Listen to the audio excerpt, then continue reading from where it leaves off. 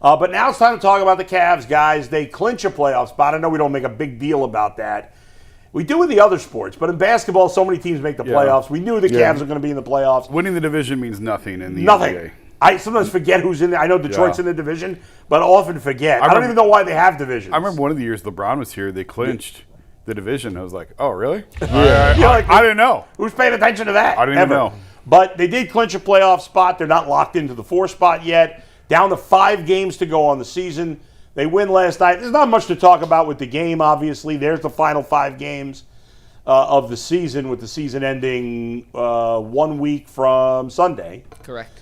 So, Mike, we're not going to spend much time on the game. But yesterday we had a bit of a conversation about where Mike got all worked up about whether or not the Cavs should play to end in the 4 seed or try to win games to get in the 3 seed. Did the Knicks play last night?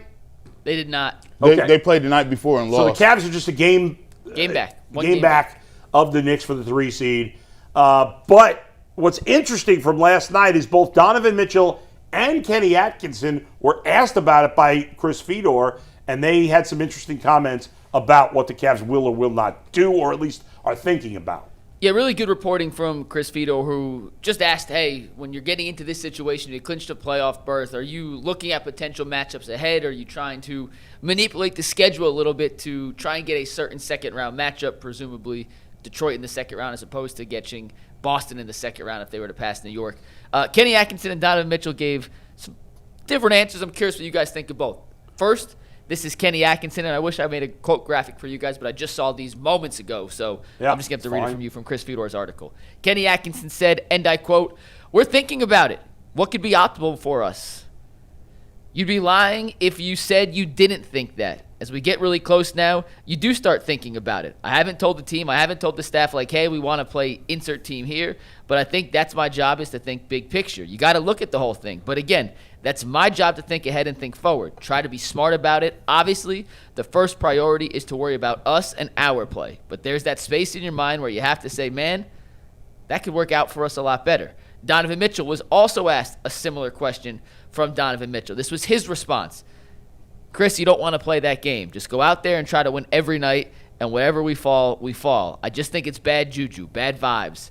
You don't manipulate the game. You don't play with the game. The basketball gods never reward that. Low-key, we're not running from everybody. Yes, there are situations in my career where we've sacked guys late, but we don't go out there like, beat Utah one night, you lose to LA, and let's go beat Golden State. It doesn't work like that. I don't believe in that. Some people around the league may, but I've always believed in letting the chips fall where they may." A couple of quickies before we respond. Number 1, there are no basketball gods. Number 2, I love how Chris put Chris in the quote, trying to show off that Donovan was using his name. I'm just kidding, Chris. He was the only beat reporter there. So he's always the only beat reporter there. So Joe was there. Oh, Joe is there, but he's not a beat reporter. He's not beat, but Joe was there. there. I heard him in the post game. Okay. What do you think about that, Jason? I'm more Donovan on this. We talked about it yesterday. I'm like, just play the games. Just play and win. And you got to beat all these teams eventually. And I get the idea of easier path. I'm not sure Detroit. I think Detroit's physicality would be pretty. I just think people are taking Detroit too lightly, and this idea that we're trying to scheme to play the 1 seed doesn't really track with me. And I understand why, and they don't have a lot of shooting. And I said yesterday, I admit I would take the Cavs to win. So, but ultimately, like, why are you trying to position yourselves and run from other teams? Like, if you think you can win a championship, go out and win a championship. I don't think you should be worrying about seeding so much. Just go out and play the games, and you got enough to worry about with some of the injuries and some of the lineups and figuring out your own house and keeping your own house in order. Go out there and play to win the games. Gee. Man, I killed these dudes. When they do that with the Charlotte Hornets, remember they lost? They wanted to face Orlando. They wanted to face Orlando in the first round. It worked for them, barely. And it moved them. I think Orlando pushed them to 7 in that series. Yeah. But they ended up getting out of the first round. I usually land on the side of, man, I'm not ducking no smoke. I'm a competitor. But if I'm Kenny Atkinson, I'm looking like this. Man, let me see this little team I got right here. Hold on. I need to get out this second round. I need to get to the finals. I mean, would you rather play the Celtics or would you rather play the Pistons with 1 scorer? And I think JB might fold up in the playoffs. I don't know. It's enticing. What you said, I mentioned this yesterday, but there is validity because this is such a big summer for them. Yes. And if they go out in the second round or prior, that's a problem. Yeah. So there is more at stake on making it to the conference finals. But I still like if I'm in that locker room, I'm looking around going, oh, they doing what they're supposed to do. Hey, they have to say that. We should win. Yeah, they have to say that. I have no problem with what either of them said. You know, maybe you say, well, maybe Kenny Atkinson should have said that. Could that be bulletin board from Detroit? He may not have said Detroit, but everybody knows what he's talking about.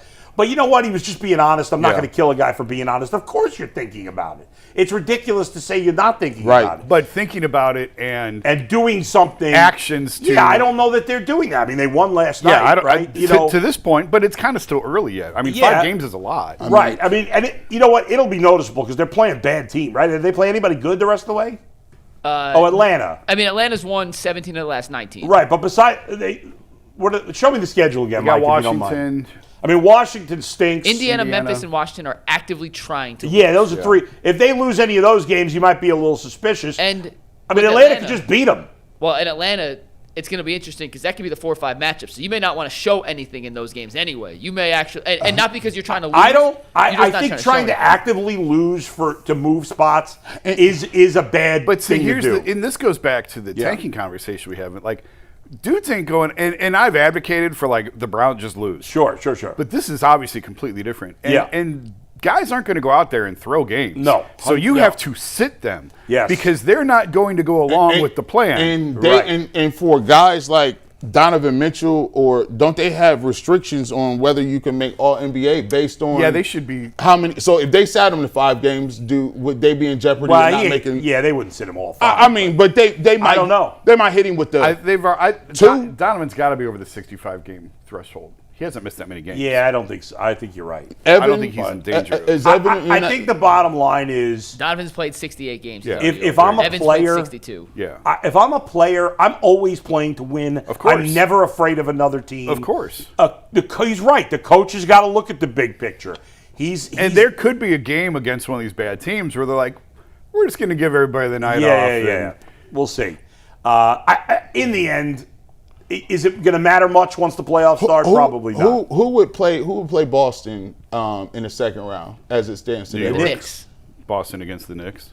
That's a knockdown drag out too. I have a hard time believing the Knicks are over there going, I don't know, man. We need to get to that 4 seed. Yeah, they probably want to get to the 4 seed too. No, I don't think they do. Well, the coach, I'm not saying the players, the coach is probably thinking the same thing. You don't think so? I mean, you know Mike Brown? I know Mike Brown. I don't think he cares. You don't think so? All right, Mike, what do you want to say? Go ahead. Oh, I just want to say that I completely agree with you, Bull, that I loved what Donovan said. Yeah. And I have no issue with what Kenny said. They have their own individual roles, and as a team, I don't think you can discuss, like, hey, we want to play this team. We're going to, quote, unquote, throw a game by sitting everybody. But I also love what Donovan said. I do believe in basketball gods, Bull. We could disagree on that. However. No, you don't believe him. You don't believe there's actual basketball gods. I think there I joke because, what's his name?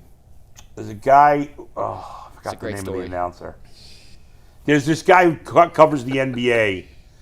We got into a huge fight on the air once because he mentioned basketball gods. And I was like, well, there's no such thing as basketball gods.